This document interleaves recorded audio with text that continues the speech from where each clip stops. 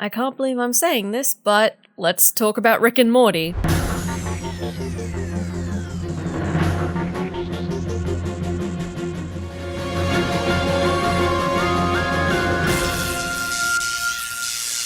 Well, Rick specifically, and why he is perhaps the single most foolish character I've ever had the pleasure of watching delude himself into misery. Yes, this is going to be one of those videos where I put far too much emotional weight onto a cartoon character because this is what keeps me up at night. But that's for later. First, let's lay down some groundwork.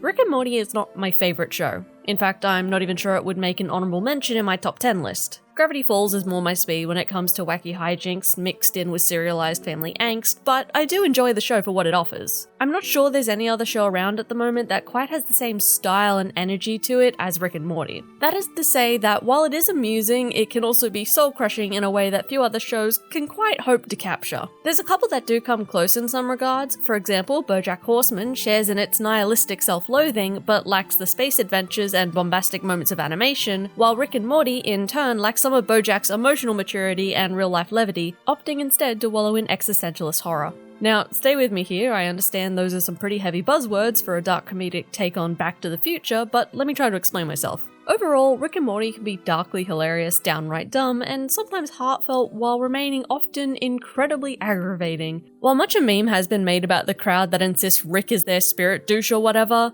and assert that you need a certain level of IQ to truly understand the brilliance of the show, ironically, I think Rick would have made these people cry if they would ever cross paths, I do still think that Rick and Morty is, admittedly, a very cleverly put together show. I'd argue its cleverness lies in how it comments on the nature of fiction and media rather than this nebulous high IQ requiring intellect. If anything, Rick and Morty strikes me as a show requiring more emotional intelligence than it does cold hard science to get the most out of it. It is a show that has some high sci-fi philosophy themes and media deconstruction references that might fly over some people's heads, sure, but it has just as many crude jokes and lowbrow insults to keep the casual viewer more than happy. A show can be both clever and just fun, no IQ test score required for entry. Never mind that IQ is actually just a means of gauging a person's problem-solving and logic reasoning skills, not how many books you've chewed on about math or how many pop culture sci-fi references you have memorized. Not to mention that on top of that, intelligence itself is not the same as wisdom, and the smartest bastard on the planet with the biggest boy IQ still wouldn't understand quantum physics without being taught it through passed-down knowledge and studying, while the smartest prick at Harvard might still be the dumbest person off the block. We all know that dude that would lose his head if it weren't screwed onto his neck, but still has like 15 PhDs, and at this point I'm just bitching about the stands from Gravity Falls again. One day I'll really have to make a video about Gravity Falls and stop just sneaking it into all my new videos. Look, my point is that intelligence isn't linear, nor can it actually be rated with something as simplistic as an IQ test. People that chalk anything up to IQ are usually oblivious to what it actually means, or just want to claim that they're smart cookies while in the process making themselves look like dumb Doritos. But I digress. Now, after having said all of that, it might sound funny when I say that Rick and Morty isn't actually a show I think about very often. I'll watch the new seasons as they come, have myself a grand old time while doing so, and then forget about it until the next season pops up. The only times I actually find myself thinking about Rick and Morty is when I'm drunk and depressed. Or rather, hungover, and still depressed. Seems apt, really. There's something about lying in the basement of a friend's house in last night's get-up, head pounding, dehydrated, and too hungover to even sleep while the sun begins to filter in through the early twilight hours that, for some reason, makes me think of Rick Sanchez. And no, I don't think about how often he too is drunk and feeling sorry for himself, even if maybe the comparison might jog the train of thought initially. Instead, as I lie there regretting the things I drank the night before, I think about the character of Rick and what a sad, pathetic person he truly is. I think about this Machiavellian genius who stumbles across the universes, brings whole worlds crashing to an early, messy close, the man that loses and replaces loved ones seemingly without flinching, all the while barely sober enough to walk in a straight line, and when I think of this genius, this near godlike figure within its fiction, and all he has to say about the insignificance of every human life and emotion, when they are infinitely replaceable and infinitesimally pointless in the cosmic joke that is life, I think, no. You're a fool. I like Rick and Morty, because after the laughs and joy of watching them take a metaphorical and sometimes literal sledgehammer to narrative tropes, and at times just put arguments I'd expect to see in writers' rooms on the screen, after all that casual fun, it leaves me with this image of a man so consumed by the macro of the universe that he's become nothing more than a sad spectre of existence. Rick is a character that asserts his control over the world around him in extreme and impossible ways. He says it himself in the Yes, the Pickle Rick episode. Yes, play the clip. Because I'm a scientist. Because I invent, transform, create, and destroy for a living, and when I don't like something about the world, I change it. And I don't think going to a rented office in a strip mall to listen to some agent of averageness explain which words mean which feelings has ever helped anyone do anything. I think it's helped a lot of people get comfortable and stop panicking, which is a state of mind we value in the animals we eat, but not something I want for myself. I'm not a cow. I'm a pickle. When I feel like it, so you asked.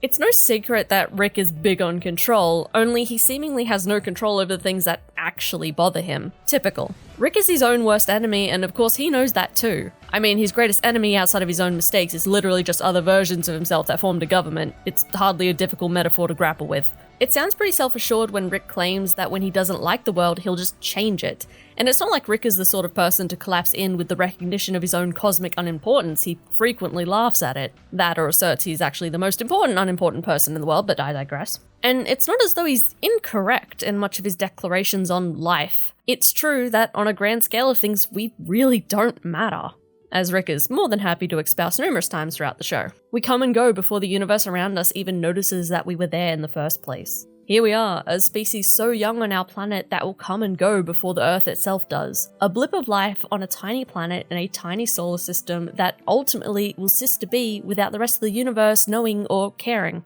The entirety of the human race, nothing but a passing fancy of life. And then there's us. There's you and I. Barely even a footnote within the already pointless history and future of mankind. Of course, what we do has no meaning. Of course, nothing matters in the grand scheme of it all. We could blow up moons and stars and take all of us out with it, and the universe wouldn't even pause. In the spirit of how Rick navigates his life, nothing matters in the end, so why care? And to that, I can only think, so what? Here I am, hungover in my friend's basement, knowing I have work and school and YouTube content to make, and none of it will matter to anyone in a handful of years. Hell, it barely matters to anyone outside myself now. But that's just it. It matters to me, and that's all that really counts. Because despite all the odds, I ended up here. I was alive to watch a show that made me think about nihilism through some drunk megalomaniac, and when presented with the reality of our grand pointlessness, I came away able to see the small picture. The only picture that really matters. There's a universe out there we can never truly comprehend, and we won't be able to see even a fraction of it in our time or impact it in any meaningful way. But last night at the bar, I laughed with strangers into the early mornings. Today, I spend a hungover morning drinking coffee and grousing about how old we're getting with my best friend, sharing in last night's mistakes. Tomorrow I go to class and learn more about the things I aspire to be in the world that surrounds me. The day after, I'll visit my parents, the people that brought me into this world because someone decided I ought to be in it. And every day in between, I'm here, experiencing the strangeness of just existing. I can look up into a night sky of stars knowing one day I won't be able to do that anymore, but for this moment, I can and I am. And that means something. Not to the universe, but to me. If even for just a short moment in the cosmic scheme of things, we were here. Here at the same time as the people we love, the same time to watch the shows we love or listen to dumb YouTube videos in the boredom. If only for a precious moment, we are here. And isn't that incredible? So what if the moment doesn't matter to the rest of the galaxy? Why should it matter to us what the rest of time and space cares about anyway? It's all well and good to think nothing matters, so why bother? But what's the point in that? Things matter because we've decided that they matter. People matter because we decide they do to us. We matter because we decided for ourselves that we do. The universe is impossibly massive, gargantuan and ever-expanding, but my universe is small. My universe is the things I care about, the things I love, the things I hate, things that I decide matter because they're right here in front of me, right now. My universe is sitting at a coffee table with my best friend, hungover, and ranting about an Adult Swim cartoon character that consistently misses the micro of living for the macro of the universe and loses everything because of it. Ricks across the multiverse are considered the smartest men in their respective universes, for the most part. And the Rick that we follow throughout the show is supposedly the rickest of Ricks, according to himself, which by extension should therefore make him the smartest man in the entirety of the multiverse. And yet, as we watch him, I find it difficult to imagine anyone could think of Rick as anything more than the most foolish man across the multiverse. Because when it's all laid out, all the cards set down before us, Rick is not only a fool, but a coward. Nihilism can oftentimes be misused or misguided or even misunderstood to some extent. It has its place in the world, and I think comprehending our own insignificance is important to have perspective and appreciate how incredible it is that you were here to be a part of this massive, unwieldy thing called life. In that way, Morty is actually an awful lot smarter than Rick. In fact, all of Rick's family is. Morbid a moment as it may be, when Morty tries to explain to Summer the experience of existing in a world where you're inherently not placed there with any specific meaning in mind. Of me you made when you were 8 isn't gonna make me feel like less of an accident. That out there? That's my grave. Wait, what? On one of our adventures, Rick and I basically destroyed the whole world. So we bailed on that reality and we came to this one. Because in this one, the world wasn't destroyed. And in this one, we were dead. So we came here and we buried ourselves and we took their place. And every morning, Summer, I eat breakfast 20 yards away from my own rotting corpse. So, you're not my brother? I'm better than your brother. I'm a version of your brother you can trust when he says don't run. Nobody exists on purpose. Nobody belongs anywhere. Everybody's gonna die. Come watch TV. It's a bleak moment due to the whole having buried his alternate self in the backyard and accidentally destroying his original dimension, but on a more rational, day-to-day scale, it displays how Morty finds joy in existing. Not because he was put there on purpose or for any particular reason, but because there are things that he finds to be important, and that's enough. So when I see characters like Rick use nihilism as a sort of weapon against insecurity, wrapping himself in layers of irony and disinterest to avoid the sting of anything in life, I can't help but feel a bit of pity for him. After all, if he doesn't care, if he says it's all meaningless, then nothing can hurt him. But by that same token, there's no joy in it either. Nihilism used as a shield against fear only turns back in on itself. There's no joy in that existence, so ultimately it is meaningless. A closed loop of self-imposed misery, if you will.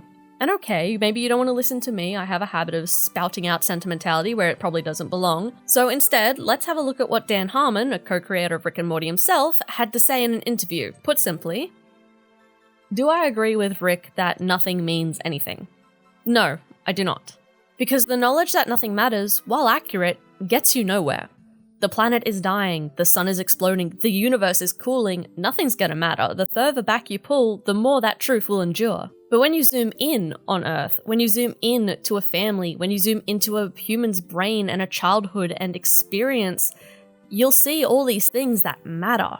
We have this fleeting chance to participate in an illusion called, I love my girlfriend, I love my dog. How is that not better? Knowing the truth, which is that nothing matters, can actually save you in those moments. Once you get through that terrifying threshold of accepting that, then every place is the center of the universe, and every moment is the most important moment, and everything is the meaning of life.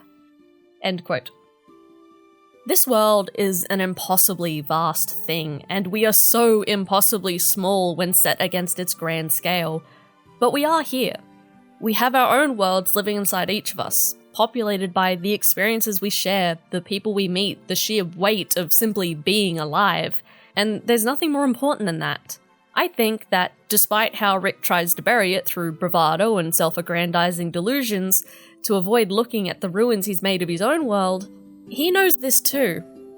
And that must terrify him.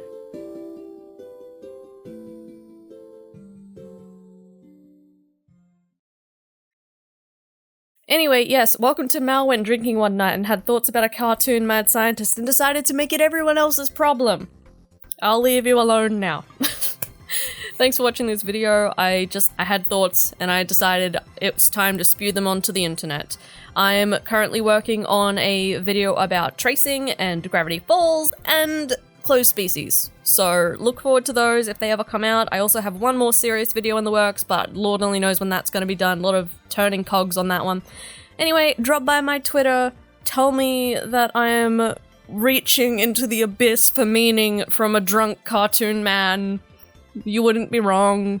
And I'll see you guys in the next one. Take care of yourself, my guys. I'm out.